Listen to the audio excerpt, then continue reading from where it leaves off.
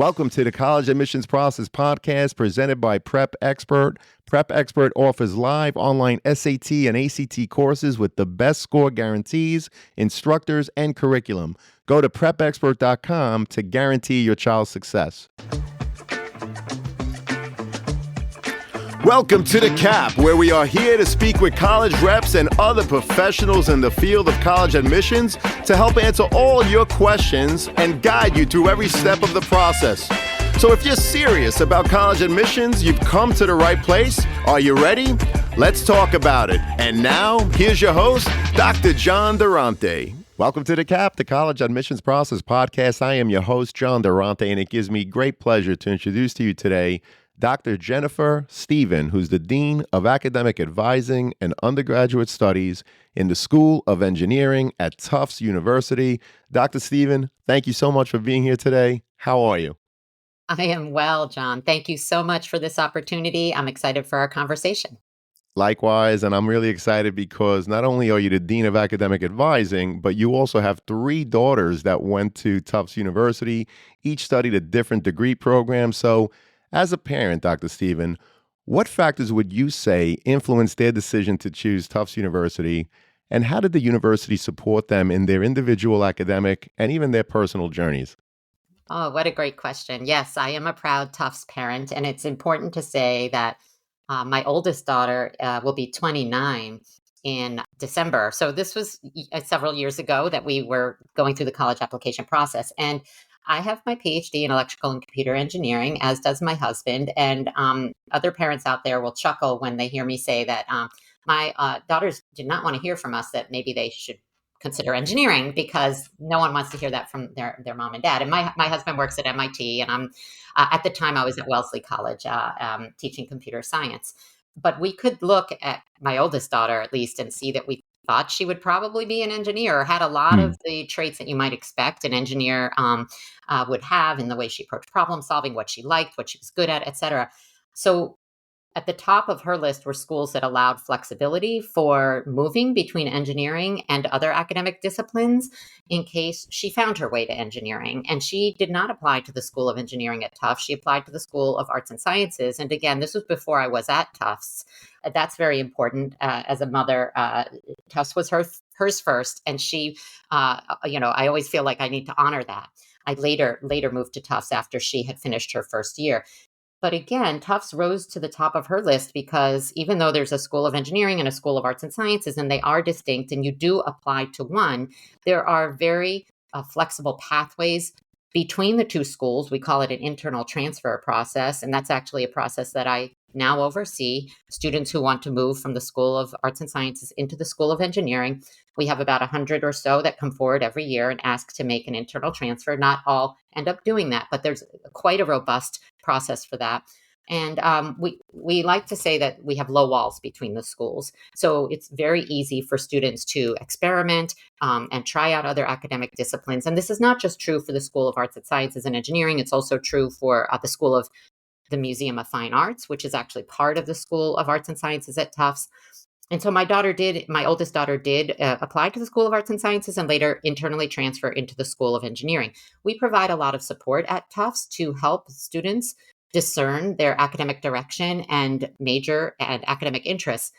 Just this week, or this month right now, we have Majors Month, which is a whole month of activities to help students sort through learn about the different majors. And in fact, yesterday from 10 till 3, we had a major academic fair, which I womaned the booth from 1:30 to 3, talking to students who were wondering about the School of Engineering. And in the School of Engineering specifically, early in September, we had 2 weeks of Engineering Discovery Week. So, and then I've talked a lot about my oldest daughter, but the same things that I just said to you are true for my youngest daughters, why they ultimately ended up choosing Tufts. You've heard about my oldest daughter. My middle daughter applied to the combined degree program between the School of Museum of Fine Arts and the School of Arts and Sciences, which is a 5-year program, a BFA degree and a BA or BS degree. And specifically, it was the only art school she applied to. And part of the reason it ended up being so high on her list is as an art school, it has very few requirements, doesn't have course requirements, so very flexible curriculum, no grades. a process where you have an evaluation at the end of every semester to help you. It's like almost a mini defense in it's called review boards in a PhD program where you talk about your work throughout the whole semester and you get feedback from faculty and peers about your direction. After she spent a year in art school, she decided she wanted to roll out and just do only the BA/BS program, which she ended up doing and graduating with a major in film and media studies and a major in sociology. And then my youngest is a senior right now at Tufts. Again, really appreciated she didn't know what she wanted to study when she went to Tufts. So we really appreciated the fact that Tufts is a place that supports students to learn what they want to study. One last thing I'll say, because I know I've said a lot on this question and we have a lot of territory to cover, a lot of ground. 50% of the students who matriculate at Tufts University into the School of Engineering do not know which engineering discipline they want to pursue. So it is a place that supports students who are undecided and also undecided in engineering. Unlike many institutions where students might be directly admitted to a major and can't change their mind later. So that's one of the really powerful features of Tufts. It's a great match for undecided students.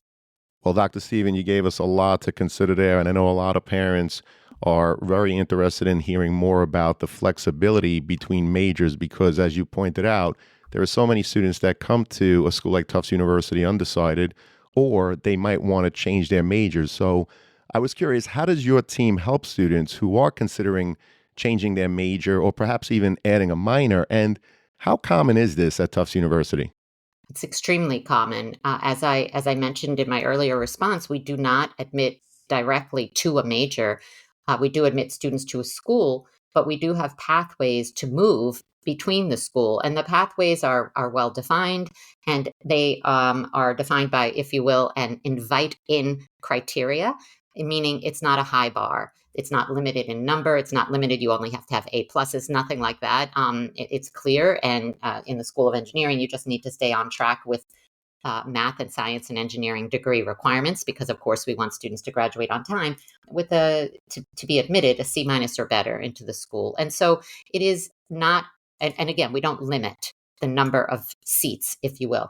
So there are clear pathways, but beyond that, we have programming. And I mentioned again in my earlier response, we have Majors Month. That is across both schools, arts and sciences and engineering. In engineering, we had Engineering Discovery Week early this fall for incoming new students as they arrived. In the spring, syncing up with the National E-Week. In February, we have E-Week, which we have activities that are designed to help students learn about the different engineering disciplines. We have, as part of our orientation programming, a team in the School of Engineering of engineering ambassadors, 2 upper class students from each discipline. There are 6 departments, academic departments in the School of Engineering offering 16 degrees. We say we offer degrees, not majors, because we offer an entire degree that the student needs to fulfill to the requirements of in order to earn the degree. And we have 2 representatives from each department that are upper class peers. We call them engineering ambassadors. They're available to help students with questions during orientation. They run a panel where they talk about their disciplines, why they chose their disciplines. During the summer before first year students arrive, we have a weekly engineering newsletter that we push out that profiles the different academic disciplines. So the list goes on. And of course, I have an academic advising team of about, there are 6 of us who support students in these types of questions. And we have a lot of tools at Career Services to help students decide and learn about different majors. So there is a lot of support. I think parents who have a student who's undecided should be looking for schools that have curricular structures, a curricular flexibility, if you will, structures at the university that support flexibility, and then guidance from those people like myself who can help the student with programming and conversations. Well, that's terrific. You made it clear that there are clear pathways. The School of Engineering has 6 departments with 16 degrees, not majors, 16 degrees, as you put it. So I was also curious, how does the School of Engineering at Tufts integrate interdisciplinary studies? And can you share other examples of how engineering students might collaborate with other departments on campus? hmm Yes, absolutely.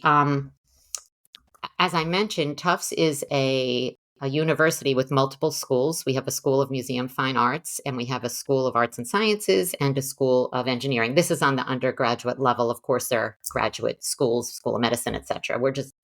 I'm the dean of undergraduate academic advising and studies. So I focus on undergrads, and I think that's your focus as well. Yes. And our students can freely move between these schools in the sense of taking classes at any school.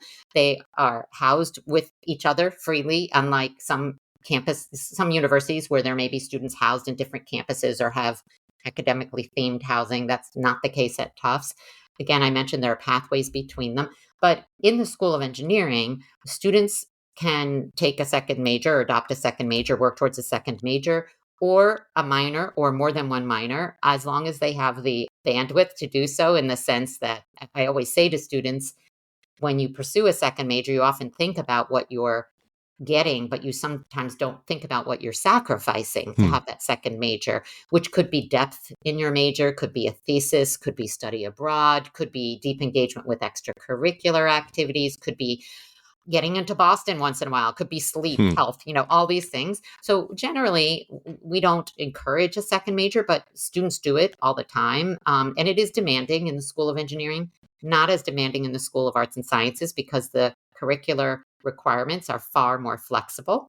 But I do have engineers who have a second major. I have engineers who don't necessarily have a second major or minor, but just do significant coursework in other schools. I have some of my students go down to the SMFA to use their maker spaces.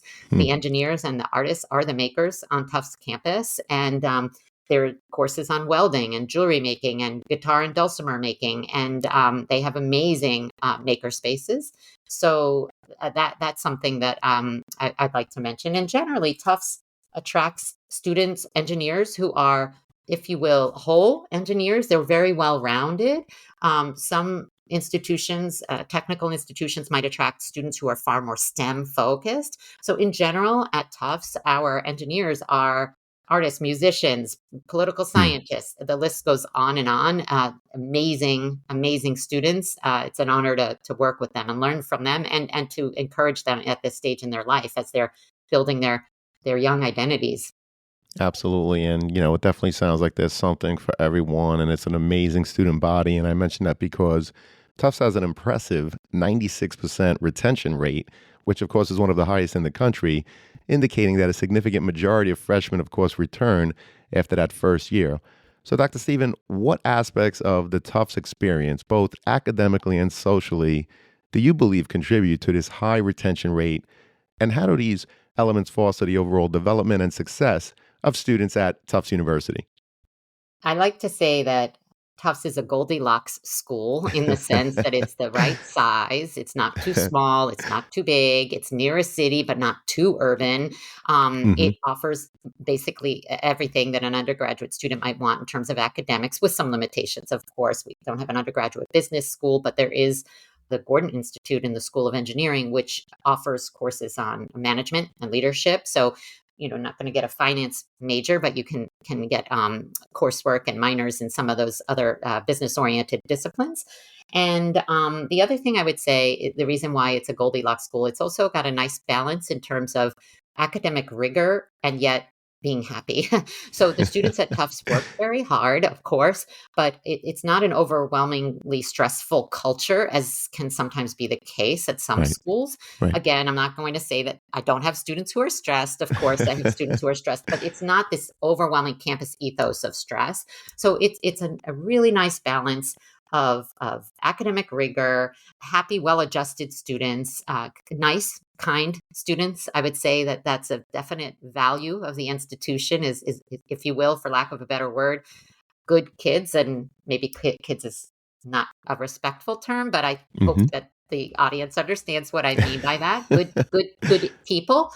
And what I would also say is that I had been at Wellesley College for 21 years before I moved to Wow. Tufts University. And part of the reason I moved to Tufts University was I had, if you will, outgrown the small place that Wellesley is.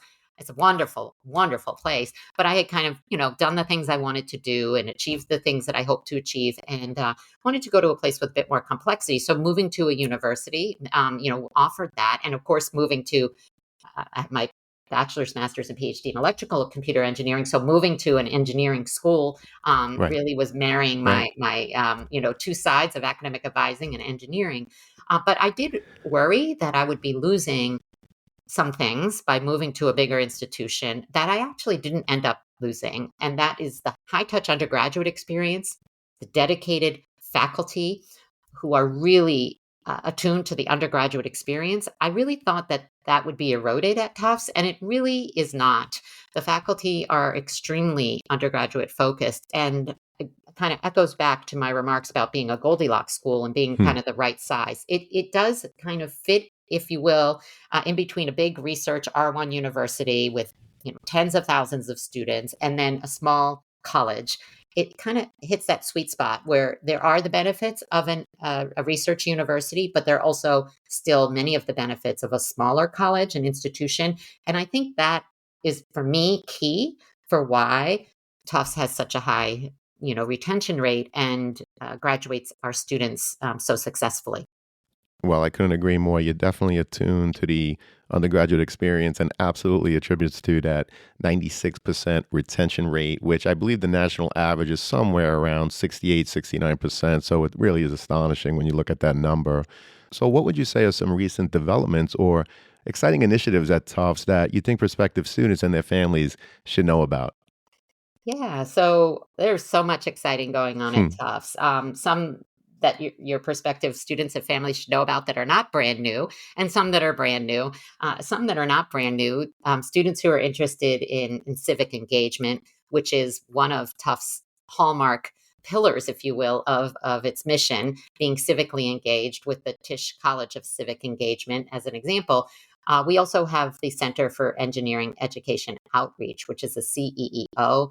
Don't quote me, but it might be 25 plus years old. It's been around for a few decades, and it's the first of its kind, as far as I'm aware, in the U.S. And it's actually at least at one point during my time at Tufts, the largest employer at Tufts. So this is where students can go, a student employer, largest student Hmm. employer at Tufts, and it's a place that students can go and go into the local schools and teach engineering to our local communities, as an example. And high school teachers, maybe from your high school, call and get guidance from the CEEO when they're thinking about implementing engineering in their classroom, as one example. I Great. mentioned Tisch College. That is a phenomenal resource, funds students to do civic work. If a student gets an internship or a job that is not paying well, they can apply for funding to give back to the community. These would obviously be civically oriented jobs or internships, not just any job or internship. There's the X College, which is, I want to say 40 or 50 years old at this point, Hmm. which is if you will, a place that cool curricular ideas are tried out. The film and media studies major was born out of the X College. And these courses are taught by visiting experts, perhaps politicians, perhaps there's a food media class, which is taught by a local um, uh, individual who does Food Network, Hmm. programs and the like. As examples, students can teach these courses too. You can teach a course on growing up at Hogwarts, for instance. And so that's a super cool place. But these are all longstanding things. With respect to the School of Engineering and new initiatives, we do have a pilot co op program that several of our departments are engaged in, and we hope to expand it to more. Right now, I believe it's limited to BME, biomedical engineering. Sorry, Hmm. I'm using acronyms, computer science, and mechanical engineering at the moment, but we hope to expand that. We also have a brand new building which houses the Gordon Institute. I mentioned that earlier. And there are a slew of opportunities for entrepreneurship and combining engineering and business leadership that I encourage families to check out. And I guess one other thing I'll highlight is that when I came to Tufts in June of 2016, I immediately read the end of the year student surveys because they had just come out. And I read the first year, I read all years, but when I was reading the first year student surveys, I noted that there were a large percentage of students, engineers, who hope to study abroad, almost 60%. Wow. And while 50% of students in the School of Arts and Sciences studied abroad, only 4% of engineers studied abroad. Hmm. And so I have spent my last 9 years working really hard to create new pathways to global opportunities for engineers. We actually hired maybe 6 or 7 years ago a brand new director of what's called Tufts Global Education. She came from MIT, and she has been an extraordinary partner with us in creating new pathways for students to study abroad. And I don't know the statistic right now, but we are on our way. We're not at 57%, but we're on our way. I'm guessing it's probably a third of engineers now study abroad. So that's super exciting. And we do have a couple new programs that are particularly exciting. One over the summer in Pavia, which is about data science at the University of Pavia. And we have some new partners. Tufts has 10 footprints worldwide. They're called Tufts In programs. And we have folded partners into those programs. In other words, in Paris, for instance, we always had a program, but we never had engineering offerings. Now we have a Central Suplec, which is under the Tufts in Paris umbrella that offers programs in engineering for our students. So we're doing that in other locations as well. So there's a lot going on in the School of Engineering. It's a fabulous place. Well, there's definitely a lot going on. You talk a lot about your different pathways. You talk a lot about the opportunities that students have to study abroad. And listening to you, it makes me feel like Tufts is very mindful of giving students, obviously, the best academic experience during that time at Tufts University. But again, providing all of these different experiences, for example, studying abroad, so that you're also preparing them for life after graduation, right? So that they're more worldly and hopefully continue to be very successful. Now, I know, Dr. Stephan, that you're the Dean of Academic Advising and Undergraduate Studies, of course, in that beautiful School of Engineering at Tufts University. But I was curious a little bit about the holistic admissions process. So I know that Tufts, of course, practices that holistic admissions process, but can you explain how this approach is applied and what makes a strong candidate stand out at Tufts University? Right.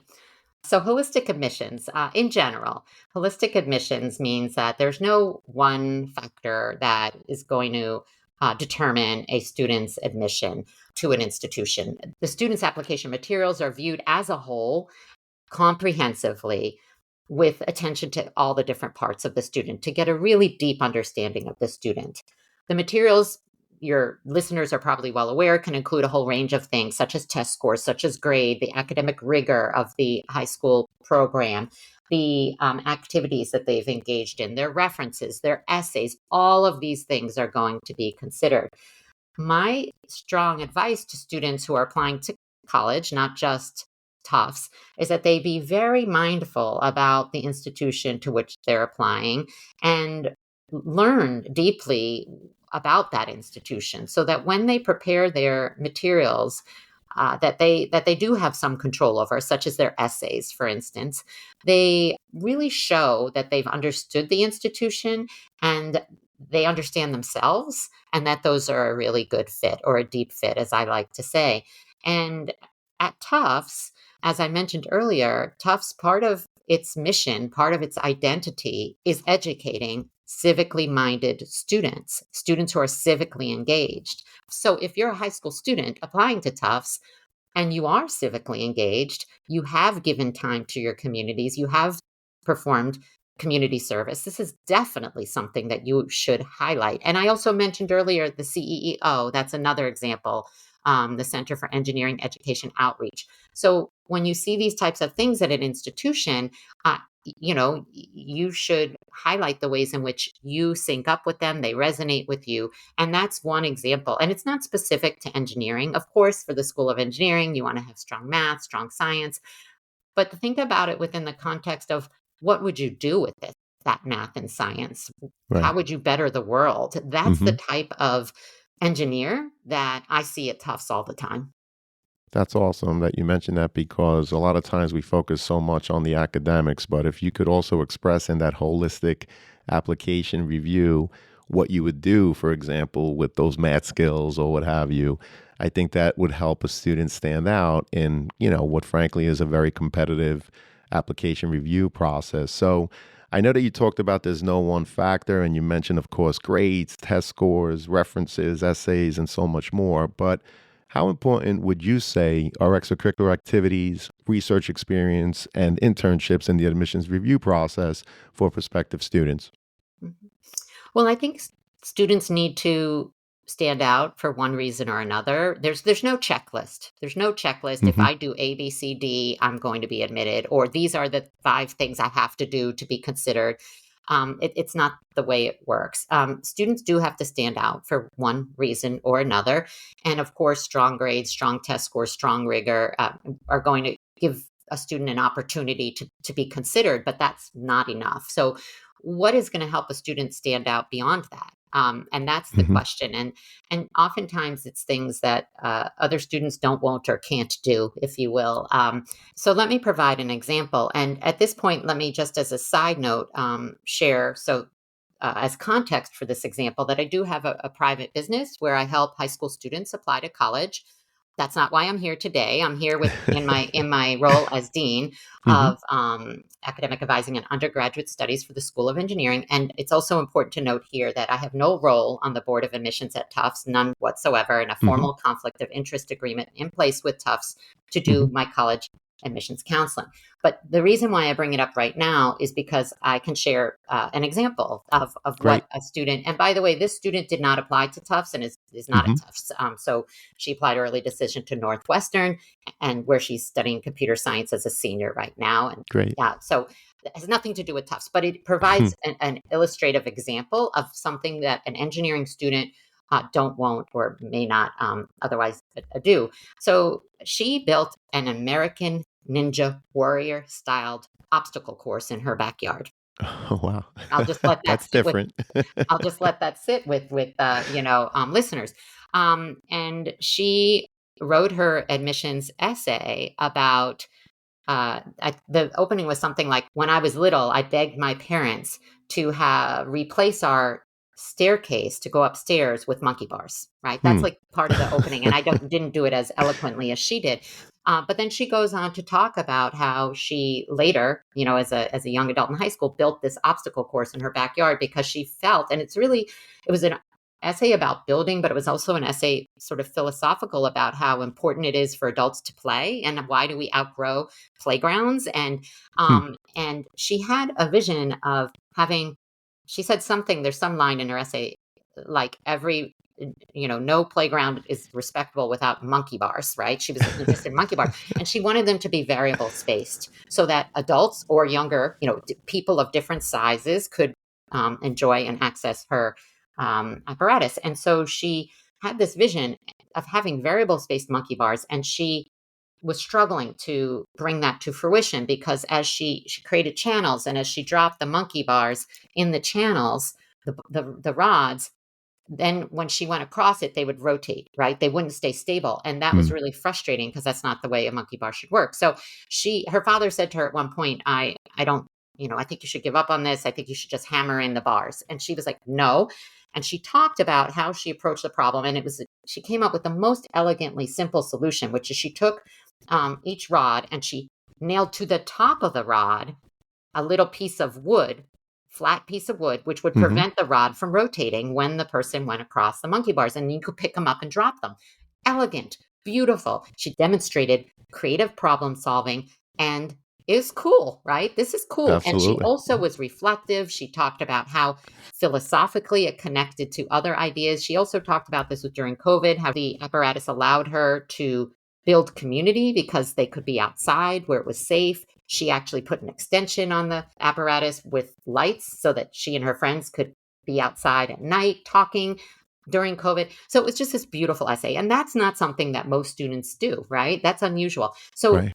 there's no, you know, students are creative, interesting people, and they should just trust that. And they should be their best. It sounds kind of corny and cliche, but they should just be their best self, right? They should be curious, be creative, and let that shine. And places that value who they are going to accept them, right? I totally agree. And I really love that example because it points to the fact that if you're trying to be like every other student that was accepted to Tufts University, you're not going to stand out in the process, right? So it's very important, for example, in this case where she spoke about an approach that she took to a problem, sharing how she solved it, her insights, her thought process, her reflections, and really gave insight into the type of person she is, right? That really made her stand out in the process. And I'm glad to hear that, she's a senior there now at Northwestern, doing really well. But again, it's an example of stop trying to think of, okay, if I'm applying to Tufts University, what does Tufts University want to hear? Talk Exactly. about yourself and how you are different, because if you sound like everyone else, you're not necessarily giving yourself the best chance of being admitted because of your unique qualities. Would you agree with that, Dr. Stephen? Absolutely. I tell my students their best chances of admission are through an authentic application. Right. Period. Full stop.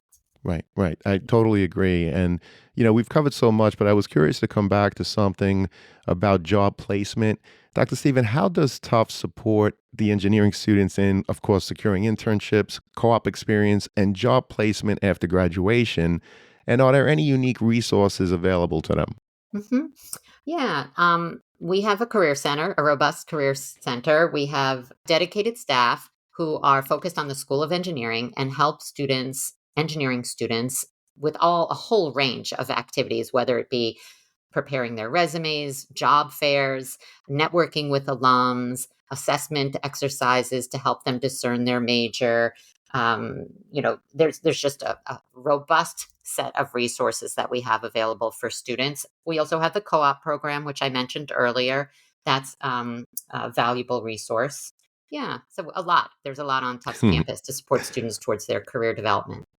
Oh, that totally is something for everyone. And Dr. Stephen, looking ahead, what are some of the strategic goals or visions you have for the School of Engineering over the next few years? And how do you see these influencing the student experience?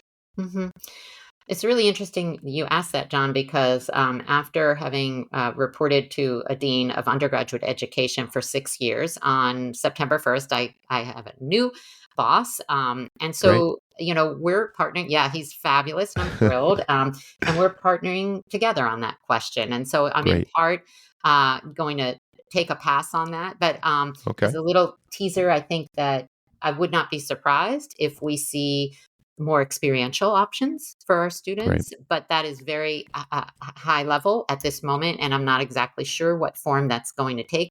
Also, study abroad. I mentioned that earlier. We're Hmm. going to continue to develop global experiences for our students.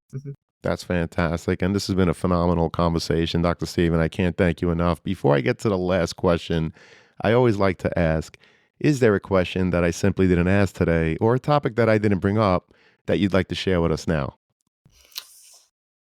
I don't think so. I don't think so, actually. I think we've covered a lot of ground, and your questions are Hmm, very comprehensive, and I hope I've given you comprehensive answers. So I you think I definitely think you've did. done a great job. Yeah, I think we've done a great job. You did an awesome job. I'm just asking questions. You're doing an awesome job Yeah. giving insights to so many students and their families in terms of what Tufts University has to offer. And like I said, this has been phenomenal. You're great. Unfortunately, it does bring us to that last question, which always is, what are your top three pieces of advice that you would provide students and their families getting ready for the college admissions process? Well, number one, trust experts. Don't trust non-experts. Don't ask your neighbor. Don't and things have changed since we all I might be a little older than some of your listeners, but still things have changed since the time we all applied to college and university. Um, and so don't ask your neighbor, ask random people. You definitely want to be turning to the resources at your high school. There are a lot of online resources from experts. Some people find it valuable to get further support or assistance. It depends on the family and what they have available to them. But make sure you're trusting experts, number one. Number two, I would say embrace this journey as an exciting journey and not a stressful, overwhelming journey. It doesn't have to be stressful and overwhelming. There are over 3,000 colleges and universities in the United States, and there's also beyond that in the world, of course, as well. But if we're just talking about the US, so many options. And there are amazing places that you may not have heard of that are not necessarily the most highly ranked, the sparkliest, the most highly selective. And so my second piece of advice is to be open to options and possibilities, and to not anchor on to rankings and metrics that really have nothing to do with what your child's experience would be on a campus. And that leads me to my third piece of advice, which is that there's a lot of research out there that shows that what happens in college is more important than where the student goes to college in terms of the school's ranking or reputation. And by that I mean, there are multiple studies that I could cite, but one in particular is a 2015 Gallup Purdue Index poll, which surveyed 30,000 adults to see, what could be learned about the college experiences of those who are successful in the most broad sense, not just successful professionally, but living whole, healthy lives, engaged with Hmm. their communities. As an example, healthy physically, emotionally, etc. And they found that there were 6 experiences strongly connected or linked to lifelong success. And they are a professor who made the student excited to learn, a professor who cared about the student as an individual, a mentor, either a professor or staff member like myself, who encouraged the student to pursue their dreams, job or internship related to their studies, deep engagement with a project over time, maybe a thesis or a capstone, and deep engagement with extracurricular activities. There are other studies that reinforce those findings. Nessie is one. And again, we've talked about many of these experiences today, John. Study abroad is an impactful experience. So my last piece of advice is, you notice rankings is not on that list, right? So my last piece of advice is to be really doing deep research on schools to really understand what would your child experience at that school once they get in. Right. Getting in is just the beginning. There's a lot that happens after they get in, and look for the potential for those impactful experiences, relationships with faculty, extracurricular activities, jobs, internships, impactful experiences like study abroad or theses, as an example. So, and be open-minded to the schools that offer that. It may be that a very highly ranked school does offer that for your student, but it may be not, and if one does, it's not because it's highly ranked, it's because of those other factors. Well, those are tremendous factors that you brought up. And, I always put the Office of Undergraduate Admissions in the show notes. But Dr. Stephan, if there are any resources that you want me to link in the show notes so that the parents and students can see them, please provide them to me. You mentioned so many different studies. So hopefully, we could provide some of those links for families. And again, the students getting ready for the college admissions process. This was awesome. You are awesome, Dr. Stephan. I do hope to have you again. Thank you so much for your time, your insight, and your expertise today. We really appreciate it. Oh, it's been a lot of fun, John. Thank you for the opportunity. I would love to come back. Just let me know how I can be helpful, Absolutely. okay? Absolutely. And one last thing to say to everyone out there, good luck with the college search. Take care all, and best wishes. Thank you for joining us on this episode of The CAP, the College Admissions Process Podcast. We hope you enjoyed the show. If you did, please don't forget to tell a friend. And follow us on Facebook, Instagram, Twitter, and wherever you listen to your podcasts. I am your host, John Durante, and I look forward to seeing you on the next episode of The CAP. Thank you for listening to the College Admissions Process Podcast presented by Prep Expert. Prep Expert offers live online SAT and ACT courses with the best score guarantees, instructors, and curriculum. Go to prepexpert.com to guarantee your child's success.